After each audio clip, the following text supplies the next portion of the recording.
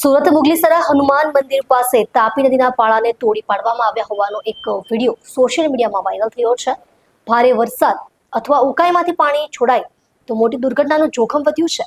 જાગૃત એડવોકેટ સમગ્ર ઘટનાને ઉજાગર કરી તંત્રની ઘોર બેદરકારી સામે ઉગ્ર અવાજ ઉઠાવ્યો છે.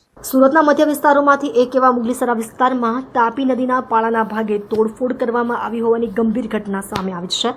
હનુમાન મંદિર નજીક નદીના પાળાને તોડી પાડવામાં આવ્યા હોવાનો નજારો હવે સોશિયલ મીડિયામાં પણ વાયરલ થઈ રહ્યા છે, જેને લઈ સ્થાનિક જનતા અને નગરસેવકો તથા જાગૃત નાગરિકો વચ્ચે ભયનો માહોલ છવાયો છે.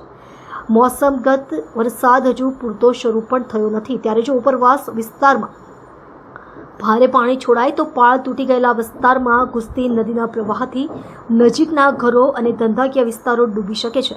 આવી સ્થિતિમાં જીવહાનિનો ખતરો પણ નકારી શકાય તેમ નથી.